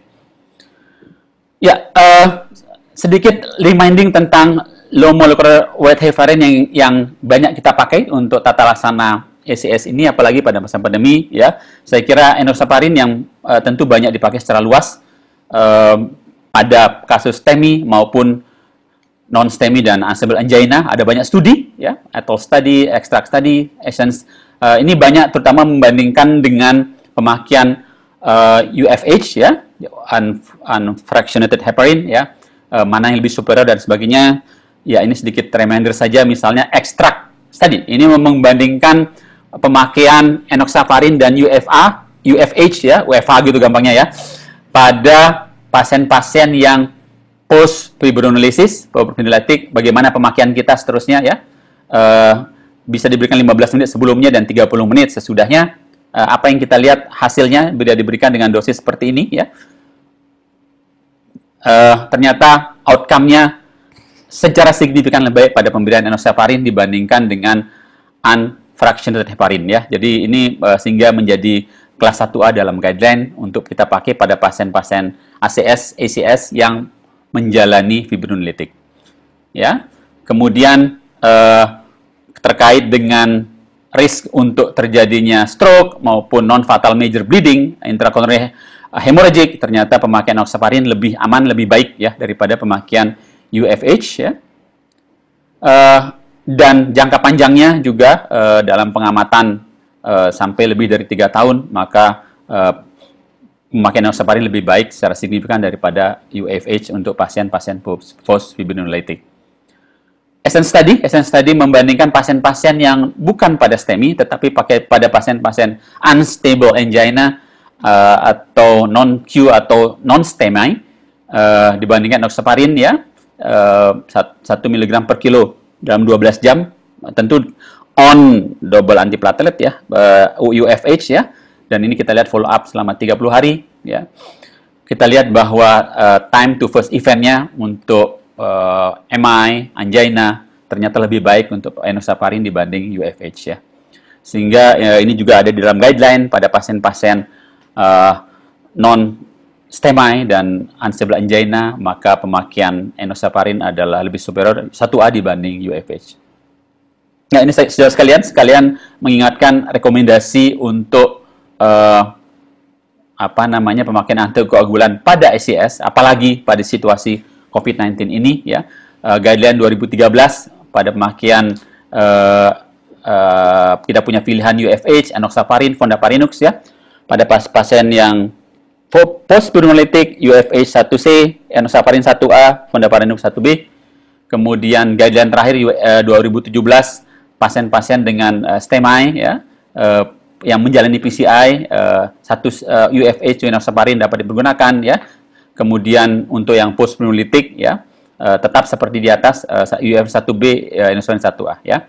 Tentang AHA guideline juga menunjukkan initial management untuk pasien-pasien non-STEMI, ya, ini atau unstable angina 1A untuk enoxaparin lebih superior daripada UFH dan fondaparinux. Dan Terakhir barangkali ESC guidelines non-STEMI juga sama. Jadi yang penting bahwa kita melihat favorable impact dari low molecular heparin dibanding UFH dibandingkan juga dengan fondaparinux. Ini ada sedikit drug administration guidance untuk pemakaian enoxaparin pada setting primary PCI dan non-primary PCI. Kita lihat pada primary PCI kita bisa berikan 0,5 mg per kilo ya, atau bisa sampai 0,75 tergantung keperluan kita ya. Tentu pertimbangan berat badan dan seterusnya. Kalau lebih dari 2 jam kemudian baru mau melakukan PCI, tambah lagi dan seterusnya ya. Dan hasilnya lebih baik biasanya diberikan bila pre dan post diberikan low molecular heparin ya. Begitu juga pada yang primololitik seperti tadi. Pemakaian enoxaparin bisa sampai 8 hari dan ini bisa ada yang memakai 5, 8 dan seterusnya, tapi artinya bisa kita pakai dalam jangka panjang sebelum kita switch. Kita bisa pertimbangkan pemakaian kemudian antikoagulan oral kalau diperlukan, atau kita hanya meneruskan dengan double antiplatelet. Ya, saudara sekalian, pada ACS non-STEMI, terapi inisial pemakaian enoxaparin adalah 1 mg per kilo, subcutaneous 2 kali sehari, sama 2-8 hari. Ya. Kalau perlu PCI, kurang dari 8 jam tidak perlu, tetapi kalau lebih dari 8 jam, maka tambahkan 0,3 mg per kilo IV. Baik, saudara sekalian, kita pada bagian ini saya menyampaikan bahwa kita paham, kita sudah mengetahui bahwa cardiovascular complication pada COVID-19, apalagi bisa disertai dengan evidence kenaikan troponin, itu menimbulkan prognosis yang paling buruk atau tidak baik ya untuk pasien kita. Kemudian trombosis pada ACS dalam kondisi peningkatan faktor koagulan, dia akan menyebabkan terjadinya ACS ya, bahkan STEMI ya. Kemudian oleh karena itu kita selalu optimal antikoagulasi dan antiplatelet. Kita punya low molecular heparin, misalnya enoxaparin bisa digunakan secara ekstensif ya, baik dalam situasi dengan atau tanpa fibrinolitik dan on PCI. Tetapi ya, kita harus selalu ingat bahwa koterapi dengan fibrinolysis ada benefit dari enoxaparin ya, dibanding UFH, tapi tentu kita juga harus mempertimbangkan pasiennya one by one, sangat spesifik, lihat berat badan, apa komorbid, apakah disertai dengan misalnya chronic kidney disease dan lain-lain, usia dan sebagainya, maka tata laksana pasien harus kita lakukan secara individual. Baik, saudara sekalian, terima kasih perhatiannya atas hal yang kurang, dan mudah-mudahan dapat bermanfaat untuk kita semua. Selamat siang. Assalamualaikum warahmatullahi wabarakatuh.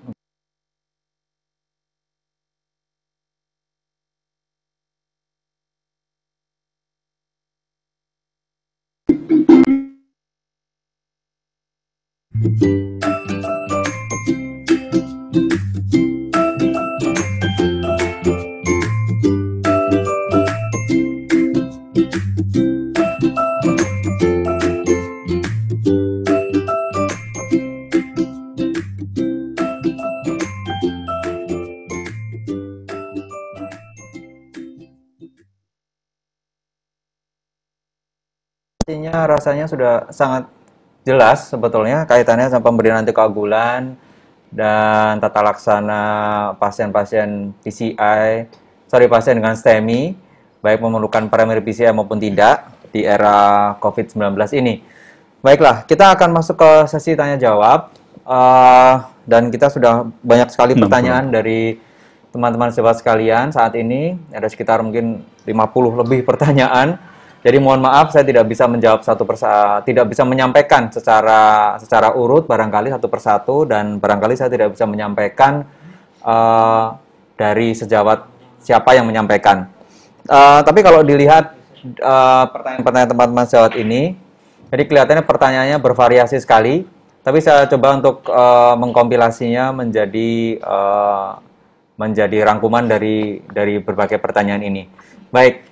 Yang pertama, banyak sekali pertanyaan untuk Dr. Lugi terkait dengan pemberian terkait dengan pemberian LMWH atau WFH ini. Jadi yang pertama adalah pada pasien-pasien dengan kecurigaan atau terdiagnosis dengan COVID-19 ini, kapan kita akan memberikan LMWH atau WFH, yang mana yang akan diberikan, kemudian dosisnya, dok, dosisnya berapa, kira-kira apakah dosis terapeutik ataukah dosis profilaksis, kemudian parameter untuk tetap melanjutkan pemberian antikoagulan ini dan kapan menghentikan, kira-kira bagaimana? Saya rasa mungkin itu dulu buat Dr. Lugi, nanti saya akan meminta pendapat juga dari narasumber yang lain. Dr. Lugi, silahkan. Baik, silakan. Terima kasih Dr. Aryo. Pertanyaannya yang mengenai apakah pilihannya LMWH atau amfetamin heparin pertama. Ada yang semua pada prinsipnya golongan heparin bisa digunakan. Memang International Society Thrombosis Guidelines dan berbagai jurnal itu menganjurkan low molecular heparin.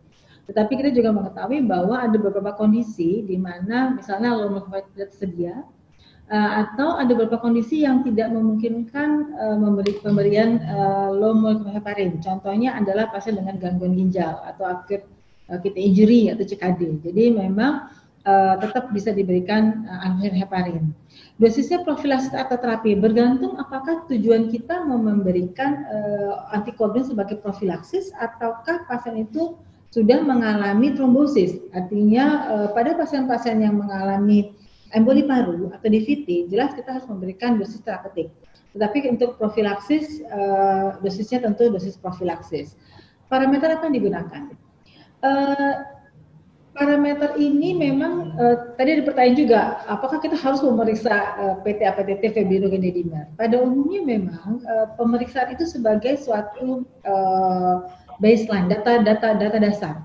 Tetapi apakah kita harus menunggu untuk profilaksis sepanjang tidak ada kontraindikasi, artinya tidak ada pendarahan aktif, tidak ada beberapa pasien yang mungkin pasien lama ya, ada yang lewat heparin induced thrombocytopenia gitu.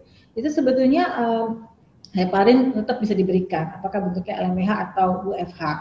Jadi apakah harus dipakai parameter? Pada umumnya parameter yang digunakan itu bukan bersifat spesifik, dalam arti kata harus menggunakan D-dimer. Tapi meskipun D-dimer menggambarkan kalau misalnya dia menurun tentu menggambarkan perbaikan.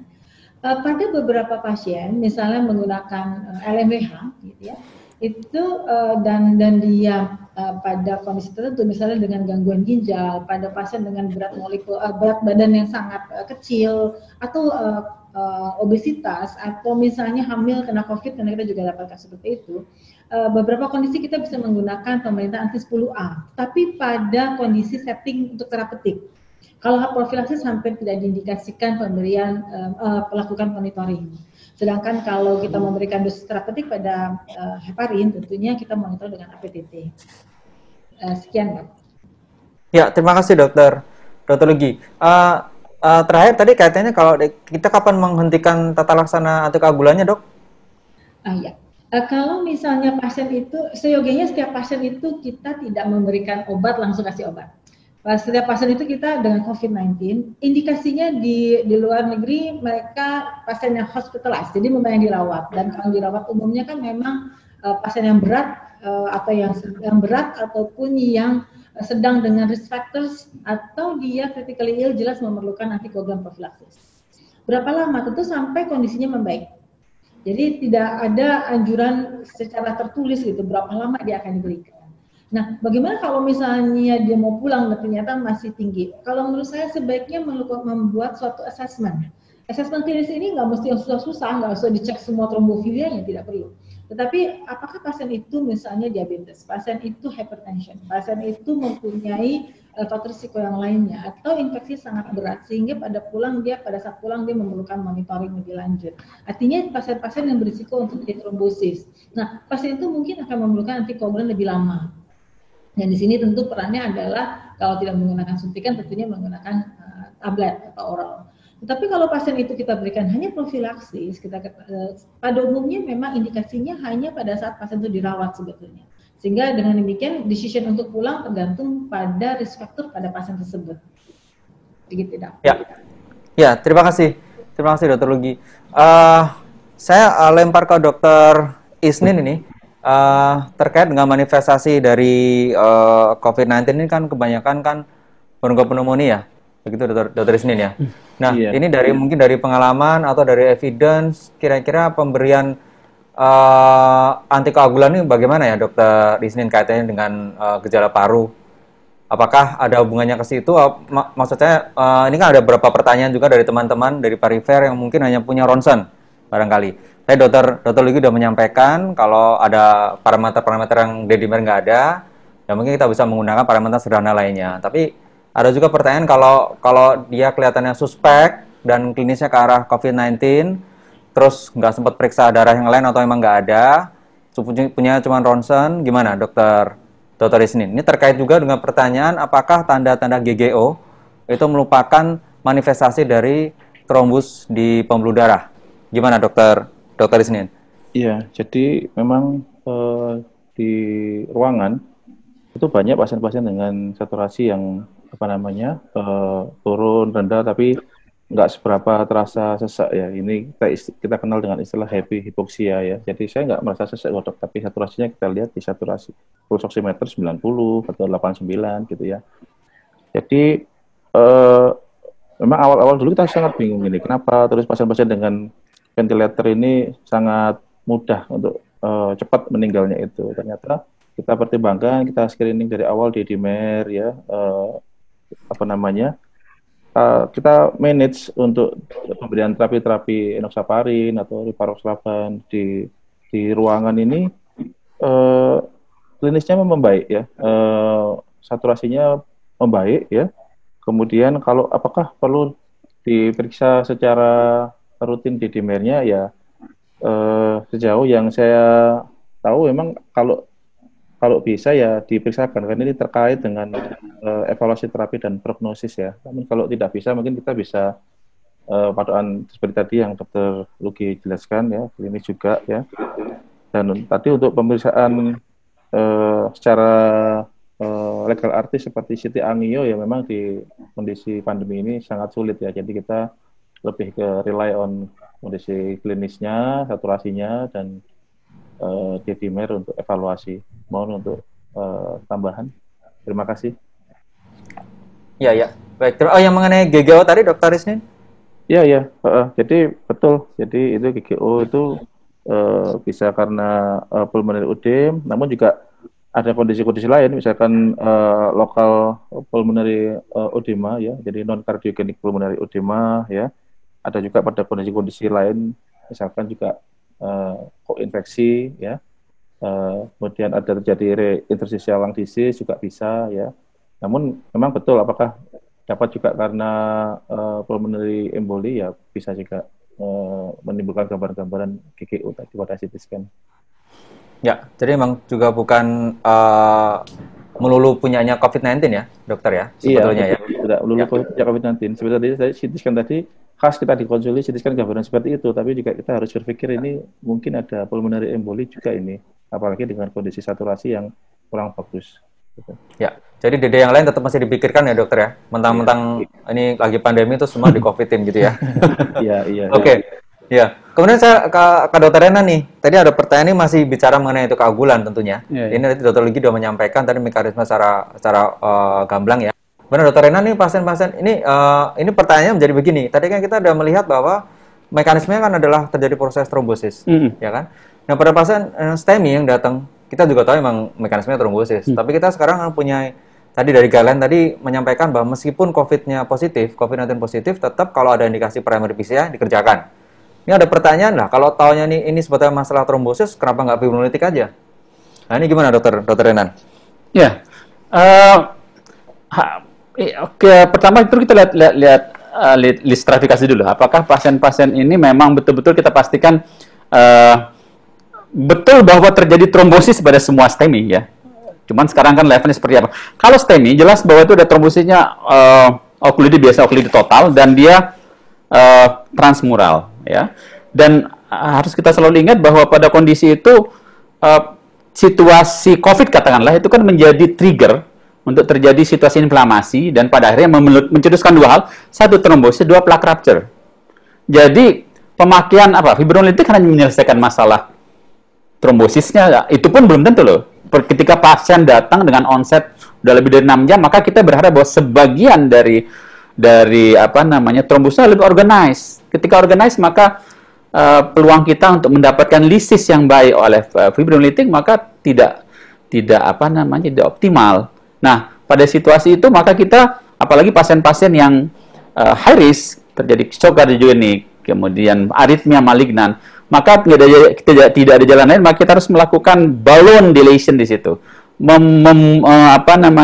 menghancurkan plaknya, membuat supaya flow sebaik mungkin ke distal. Nah, itu yang strategi itu yang memang berbeda dengan fibrinolitik. Jadi jangan lupa bahwa fibrinolitik fibrin lisis fibrin, tapi belum tentu menyelesaikan masalah flow. Nah, ini kita berbicara pada kasus yang tadi kita lakukan tuh intracoronary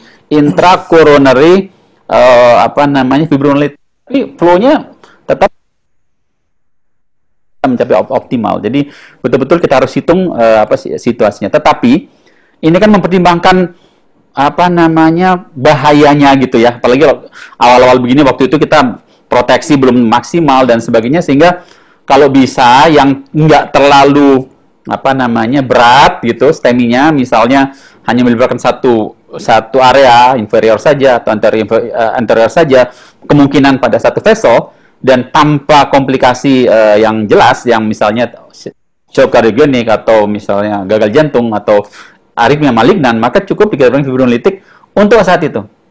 Okay. Tapi ketika dalam perawatan kita melihat komplikasi timbul, mau nggak mau tetap juga primary PCI, early PCI atau bailout PCI atau apa saja yang kita bisa lakukan dengan strategi invasif. Kira-kira begitu. Ya, oke. Sebelum saya ke narasumber lain, Dr. Renan, ini ada pertanyaan juga mengenai tadi Dr. Renan banyak menyebutkan enoxaparin. Apakah ada evidence juga untuk fondaparinux pada pemakaian ACS pada COVID-19? Ya, untuk itu. Ya. Sebenarnya studi betul-betul pemakaian antikoagulan pada setting COVID-19 sih belum ada, saya kira ya, belum diproses karena COVID-19 baru 2-3 bulan terakhir. Tetapi bahwa pemakaiannya kita tetap kembali ke guideline STEMI ESC 2017 misalnya. Panduannya sudah jelas di mana kita pakai fondaparinux, di mana kita pakai UFH, di mana kita pakai enoxaparin. Tetapi kita lihat sebenarnya beda-beda tipis ya sebenarnya, tapi kita lihat ada superioritas. Jangan lupa misalnya tadi pembanding enoxaparin dengan UFH itu sangat superior pada pasien-pasien post-litik ya. Dan pada kondisi itu maka pilihannya adalah enoxaparin yang dalam jangka pendek maupun jangka panjang. Tetapi untuk betul-betul head to head fondaparinux dengan enox pada berbagai setting itu tidak ada, tetapi ada misalnya pada PCI ada yang favorable pemakaian enoxaparin dibanding fondaparinux, tetapi dua-duanya tetap bisa dipakai. Hanya memang beda-beda outcome minimal. Dan pada situasi seperti PCI misalnya, pemakaian UFH tambah plus enoxaparin, duanya head to head-nya sama, jadi nggak berbeda bermakna. Saya kira kita kembali ke guideline yang ada, tidak ada terkait khusus COVID, tetapi kita pakai panduan, lihat pasien yang mana, kita perlu yang mana, ya, lihat apakah ada komorbid, misalnya CKD tadi ya, masalah renal atau masalah-masalah lain, baru kita pertimbangkan memakai low molecular heparin yang mana dan UFH. Oke. Yes, terima kasih. Ya, berikutnya saya ke Dr. Lugi. Dr. Lugi, ini tadi Dr. Lugi tadi di awal presentasi tadi sempat menyampaikan tadi bahwa merawat pasien COVID-19 dengan leukemia kalau saya Dr. Lugi ya. Nah, ini kebetulan juga ada pertanyaan juga bagaimana pemberian antikoagulan pada mereka yang trombositnya rendah. Kira-kira bagaimana mengatasinya, apa saja yang harus diperhatikan, dan barangkali kekhawatiran pendarahan barangkali Dr. Lugi. Nah, kira-kira kiat-kiatnya bagaimana Dr. Lugi? Silakan. Baik, terima kasih Dr. Aryo. Jadi memang pada kondisi-kondisi terdapat pasien dengan trombositopenia, pemberian antikoagulan merupakan satu masalah. Secara guideline, secara umum pemberian antikoagulan dikatakan harus sangat hati-hati jika atau ada yang membuat sebagai suatu kontraindikasi relatif jika trombositnya 50.000 ya. Nah, bagaimana kalau di bawah? Kalau kita lihat lagi, sebetulnya trombositopenia itu kan sangat bergantung pada penyebabnya. Contohnya adalah misalnya pada pasien SLE, misalnya. Ini saya keluar sedikit dari filosofi dan pemilihannya. Pasien SLE itu seringkali trombositopenia, tetapi kalau dia SLE dengan AKS sekunder, justru dengan pemberian antikoagulan dan dengan terapi SLE dengan baik, trombositnya padanya akan membaik. Jadi kita melihat bahwa sebetulnya trombositopenia sangat bergantung pada kausanya. Nah, pada COVID-19 sebetulnya keuntungannya adalah trombositopenia bukan marker yang pertama, keuntungannya. Jadi pada umumnya yang terganggu adalah dedimer, massa protrombin, dan nanti yang terakhir baru trombositopenia. Kalau trombositopenia biasanya pada kondisi yang sudah lebih advance. Jadi kalau misalnya sudah lebih advance, memang kita harus sangat hati-hati karena risiko pendarahan. Nah, kembali ke kasusnya, bagaimana kita mengantisipasinya? Pada umumnya memang kita nggak ada guidelines yang benar-benar berapa sih antikoagulan yang diberikan. Pada kami biasanya kami punya beberapa pasien dengan DVT dengan leukemia akut dan juga pada pasien dengan MDS yang mengalami DVT. Biasanya kami memberikan dengan antikoagulan yang dosisnya kecil, rendah. Dan jadi dan yang penting adalah bagaimana kita monitoring. Yang pasti adalah kalau kita khawatir, kalau saya prinsip adalah kalau kita khawatir terhadap efek samping, gunakanlah antikoagulan yang paling kita kenali dan bisa kita monitor. Bagaimana kita bisa monitor? Dengan contohnya kalau kita kemarin kita bisa menggunakan PTT dan juga bisa kita monitor trombositnya makin turun apa tidak. Jadi umumnya adjusted dose dok, yang mesti diwaspadai daftar 50.000. Dan tentunya kita mesti sangat memberikan antikoagulan yang benar-benar kita dan yang short on dan off-nya, saran saya sebegitu. Ya, Mas Dr. Lugi sekaligus ini menjawab, tadi ada beberapa pertanyaan dari teman sejawat yang menanyakan kapan LMWH, kapan UFA, kelihatannya dari guideline ISTH tadi menyarankan LMWH ya, tapi rasanya sudah dijawab oleh Dr. Lugi bahwa kalau kita ragu dengan komplikasinya atau efek sampingnya, kita gunakan heparin yang kita bisa awasi, yang kita paling kenal tentunya ya, yang kita bisa awasi kemungkinan terjadinya komplikasinya.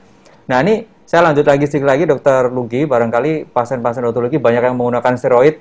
Nah ini kira-kira impact-nya apa nih Dr. Lugi dengan memakai antikoagulan ini? Ya, ini pertanyaan susah dok. Jadi, memang dalam prinsip dari koagulasi yang spesifik, saya bicara tentang pulmonary intravascular koagulasi, itu adalah immune mediated disease. Immune mediated disebabkan oleh macrophage activation syndrome.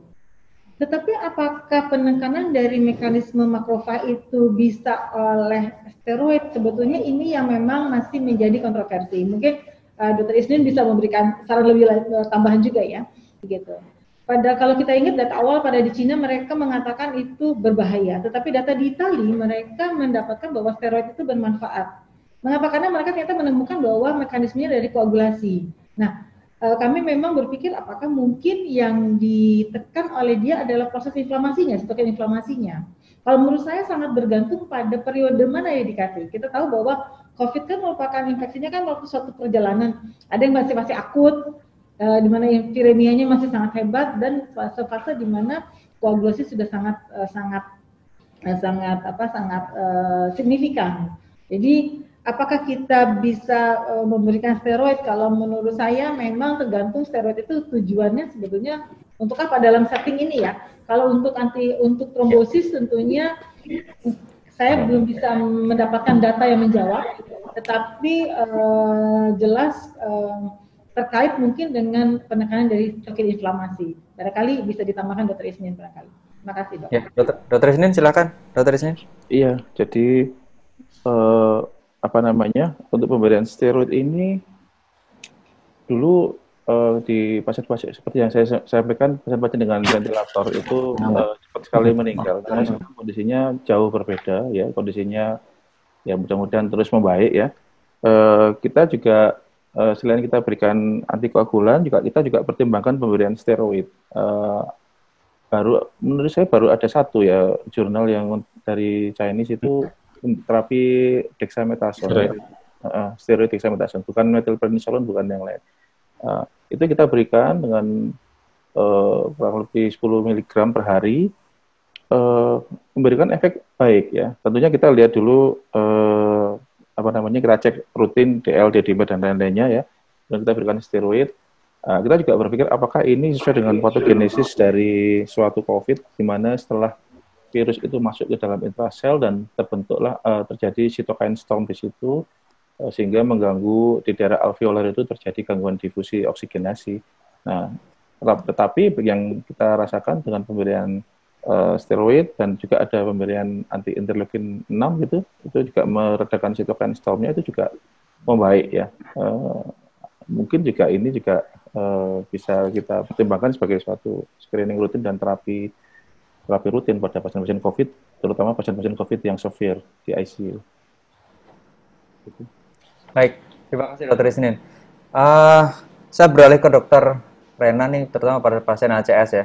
Tadi kita udah bahas nih dari tadi kan pemberian antikoagulan pada pasien subset non ACS.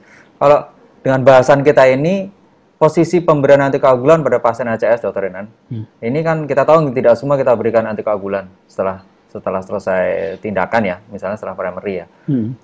Apakah ini merubah posisi dari pemberian antikoagulan? Artinya kalau pasien dengan COVID-19 ACS pasti diberikan antikoagulan atau lebih rendah ambangnya untuk diberikan antikoagulan? Gimana, Dr. Renan? Iya, kalau lihat situasinya memang kita bisa nilai misalnya pada pasien-pasien yang post primary PCI gitu ya. Kita lihat memang sekarang panduan kita belum ada yang memang sebaiknya diberi antikoagulan atau tidak pada terkait COVID-nya ya. Tetapi terkait thrombus burden, kalau kita melihat thrombus burden-nya tampaknya tidak terlalu berat ya, straightforward, dilakukan primary PCI, pasang stent, flow-nya 3 sampai ke distal dan tidak terlihat ada sisa trombus dan sebagainya, biasanya sih kita tidak menyarankan pemberian antikoagulan. Jadi artinya pemberiannya sangat kasuistik ya, dan dengan memperhatikan thrombus burden saya kira itu kembali ke sana, karena tidak ada panduan secara rutin bahwa even pada pasien post primary sekalipun, ketika kita menemukan vessel yang baik ya, flow yang baik, tidak selalu kita berikan. Tapi ketika ada tampaknya masih ada thrombus burden ya, situasinya pasien dalam situasi potensi komplikasi yang bisa membuat stasis selanjutnya. Misalnya begini, pasien pompanya jelek atau shock kardiogenik, maka ketika tensi rendah dengan pompa yang jelek, maka resiko stasis kan besar. Pada kondisi itu tetap kita berikan walaupun flow tinggi. Jadi sangat kasuistik situasinya, Dr. Aryo. Barangkali itu yang kita bisa pakai panduan di lapangan. Ya, jadi artinya pemberian antikoagulan apakah oral ataupun subkutan itu tergantung kepada kondisi pasiennya tentunya, kasuistik ya.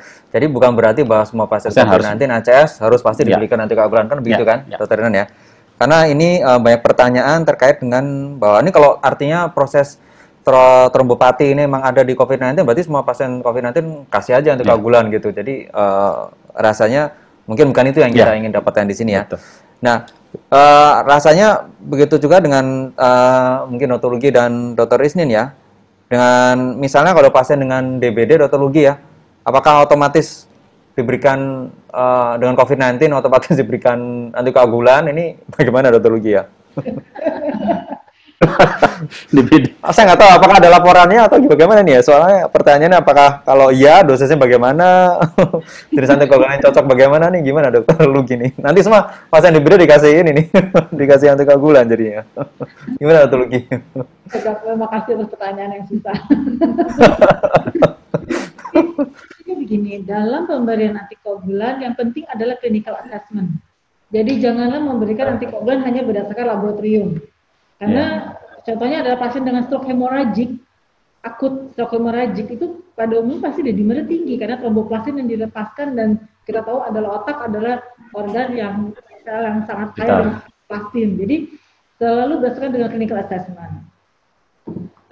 Pada pasien dengan DBD tadi katakan, ya, saya hampir jarang memberikan antikoagulan karena sangat jarang. Meskipun seringkali pasien itu kan trombosit sangat rendah ya. Yang terendah yang pernah saya dapatkan 7.000 ya. Dan itu meskipun antikoagulannya dedimernya tinggi, kita tahu bahwa itu adalah secondary activation dari infeksi. Dan kita tahu bahwa dalam pemberian antibiotik, antikoagulan juga mesti ditimbang antara risk dan benefitnya. Kalau misalnya dengan trombositotnya sangat rendah dan dia akan membaik dalam waktu pendek, pada umumnya saya observasi dulu. Tetapi saya pernah mendapatkan suatu pasien kondisi DBD dengan DIC fulminant, pernah dapat dengan bula hemoragik. Nah itu dengan purpura fulminans itu memang jelas ada trombosis yang memang benar-benar jelas, itu diberikan antikoagulan. Bagaimana caranya? biasanya karena kita tidak memungkinkan untuk memberikan antikoagulan full dose pada pasien yang trombositopenia, saya biasanya memberikan obat-obat yang kita eskalating. Keuntungannya misalnya menggunakan heparin itu, kita bisa menaikkan secara bertahap sesuai dengan AKTT-nya. Sambil kita monitor pendarahan, kalau trombositnya itu makin turun, ya tentu kadang-kadang kita harus stop karena kita tidak bisa membuat pasiennya berisiko lebih tinggi. Tapi kalau pada umumnya pada pasien yang diberikan trombosit fulminan itu purpura fulminan dengan diberi dengan purpura fulminan itu membaik. Jadi bila koagulan dosisnya kecil itu dan menggunakan heparin, dia makin naik. Mungkin juga karena DBD udah mulai membaik ya. Tapi yang penting adalah clinical judgment. Jadi memang janganlah hanya berdasarkan laboratorium, tetapi harus melihat pasiennya secara keseluruhan. Ini pasien adalah trombosit yang tipenya turnover-nya tinggi. Turnover tinggi contohnya DBD misalnya. Ataukah pasien yang kategorinya marrow failure. Marrow failure itu hematologic disease. Itu pada umumnya sumsum tulangnya nggak berproduksi. Jadi itu akan beda perlakuan kita tergantung dari underlying disease. Kembali lagi kita nggak bisa melihat dalam cuma angka saja gitu dok. Demikian dok. Ya oke. Terima kasih dokter. Dr. Lugi, mohon maaf kalau kalau susah pertanyaan bukan dari saya, Dr. Lugi. Terus kemudian ini tadi menyinggung DIC, tadi ini ada juga kalau pada DIC, jadi artinya pasiennya jatuh ke kondisi sepsis ya, Dr. Lugi ya. Jadi ada pertanyaan, gimana dengan antitrombin 3 replacement? So, apakah ada tempatnya apa enggak? Ini nanti saya juga tanya pengalaman Dr. Isnin juga nih. Bagaimana Dr. Lugi? Oke, baik. Pada kasus COVID atau bukan? Iya, kasus COVID. Oke, baik.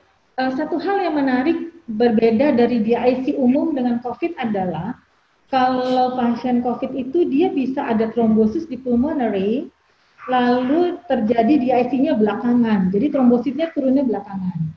Tapi kalau DIC yang klasik, yang sepsis, pada umumnya pasiennya perburukan dulu, trombositnya turun, lalu baru terjadi ARDS. Jadi itu adalah perbedaannya. Meskipun kita kadang-kadang kalau pasien udah jelek kita nggak bisa tahu depannya mana, tapi mekanismenya adalah seperti itu. Kalau pasien itu jelas mengalami suatu episode trombosis, terpaksa kita memang harus memberikan antikoagulan yang dosisnya terapeutik. Kalau misalnya, kalau pasien hanya pakai hanya di IC atau critically ill patients, data-data membuktikan bahwa umumnya antikoagulan diberikan dengan dosisnya profilaksis. Jadi memang penting sebelum penting untuk membuat assessment hiperkoagulasi dulu. Apakah pasien ini trombosis freak saja, ataukah memang sudah terjadi suatu trombosis, dan apakah dia juga suatu kondisi yang kalau di IC dia overt atau tidak. Dan yang kedua adalah apakah risk factor pasien tersebut. Jadi artinya kalau misalnya pasien itu jelas kita ragu, kata dokter Isnin tadi, kita ragu ini apakah ini memang jangan-jangan emboli paru atau tidak, ya diberikan antikoagulannya full dose, berarti dosis yang terapeutik kalau menurut saya. Demikian dok. Ya, terima kasih. Jadi Dokter Lugi menyinggung sedikit mengenai timing. Saya ke Dokter Isnin, ini juga ada pertanyaan, kalau pasien itu kan pada akhirnya kan kalau memburuk kondisi klinisnya COVID-19 yang berat gitu ya, jatuh ke ARDS, kemudian perlu ventilator, kadang-kadang itu kondisinya kan cepat sekali kan, Dokter Isnin ya. Nah, jadi pertanyaannya ada timing pemberian heparinnya bagaimana? Apakah masukin heparin dulu baru masuk ventilator atau gimana nih? Dokter, mungkin bisa ada masukan dari pengalaman mungkin Dokter Isnin? Kalau dari pengalaman, karena kita pemeriksaan dari awal termasuk kayak di DIMER itu, kita diskusi dengan tim kita ya, ada kardio, ada penyakit dalam juga. Untuk pemberian heparin kita masukkan terlebih dahulu sebelum pemberian ventilator. Karena ventilator ini kita mungkin masih serial ya, masih kondisinya masih belum berapa sesek, terus tambah sesek akhirnya diputuskan untuk digunakan ventilator. Jadi pemberian heparin kita biasa berikan lebih awal sebelum terapi ventilator. Ya, oke. Terima kasih. Baik, ini masih banyak sekali pertanyaan, tapi karena waktu, saya ada satu pertanyaan saja nih buat Dr. Renan. Jadi pada penggunaan antikoagulan, apakah dapat mengurangi risiko terjadinya post-viral syndrome, post-COVID-19 seperti kardiomiopati? Apakah ada data mengenai Dr. Renan? Ya, saya kira sampai sekarang semuanya evidence yang clear, trial yang jelas tidak. Tapi saya kira ini sangat empiris ya, sangat empiris. Jadi situasi di beberapa situasi disebutkan ketika dimakan bahwa terjadi trombosis pada pasien.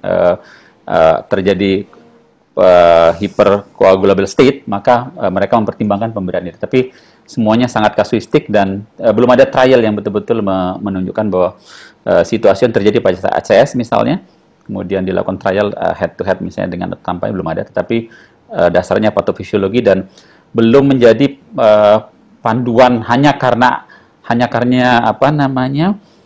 karena situasi COVID-nya saja gitu.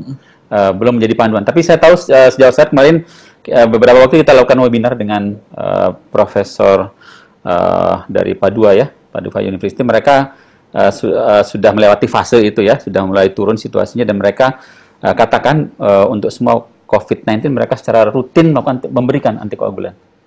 Okay. Jadi artinya itu pengalaman center. Jadi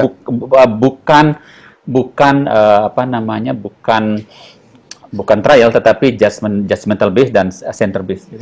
Ya. Begitu pula belum ada evidence juga untuk pemakaian trombolitik oral ya, Dokter Renan. Ya, belum. Kan itu juga bukan terapi yang standar ya. Bukan terapi. Kalau oral trombolitik itu juga sangat datanya pasti belum ada trialnya karena yang kita paham betul-betul berefek pada situasinya IV fibrinolytik ya. Oral apakah betul bahwa kemampuan lisisnya sama dengan IV? Saya kira itu juga masalah pertama khusus untuk antikoagulan oral. Ya, barangkali ini menggoda sekali buat teman-teman di luar sana pemberian trombolitik oral yang kemudian dianggap efek sampingnya juga rendah, tapi ada ngasih antikoagulan kasih aja ini gitu, takutnya gitu. Tapi yang jelas ini bukan berdasarkan evidence base ya, maksudnya Dokter Renan ya. Baiklah. Baik Dokter Lugi, Dokter Isnin, Dokter Renan, dan teman-teman sobat sekalian, mohon maaf dikarenakan keterbatasan waktu, tidak mungkin kita bisa mengakomodir semua pertanyaan di sini. Moga-moga diskusi kita pada sore hari ini sudah bisa mencakup apa yang ada di benak teman-teman sekalian, sehingga ditanyakan di forum ini.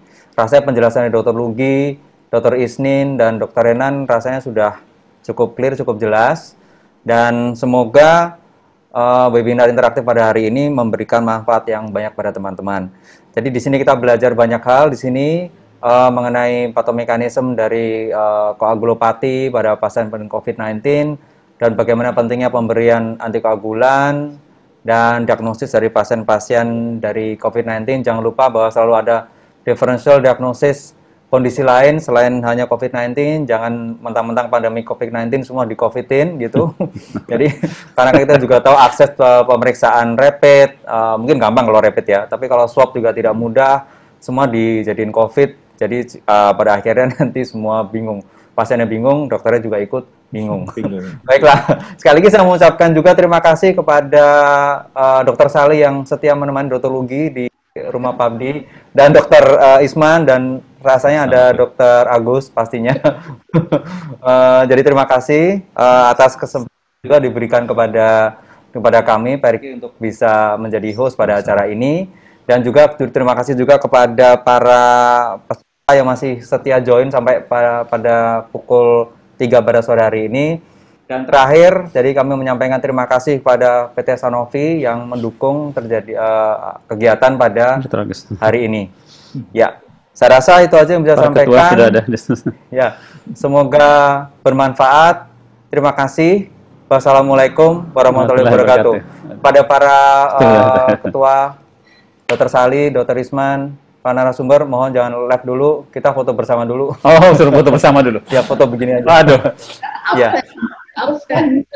Bersalih, ya. Dokter Salih sama Dokter Lugi nggak pakai masker. Kita coba masa kita pakai masker? Oh iya, kita nggak boleh. Oke. Untuk foto. Ya, foto boleh ya. Tahan napas. Oke, kasih tahu kalau udah ini ya. Sehat selalu Dokter Isnin. Salam teman-teman di Surabaya. Ya, terima kasih Dok. Terima kasih banyak. Oke. Ya. 1, 2, 3. Oke, udah? Ya, oke. Sudah, terima kasih. Salam sehat semuanya. Dokter Isnin, Dokter Sali, Dokter Lugi, Dokter Isman, Dokter Agus. Terima kasih banyak. Terima kasih. Terima kasih, sampai ketemu. Monggo. Ketemu lagi, sehat-sehat selalu. Ketemu saya, Dok. Ya.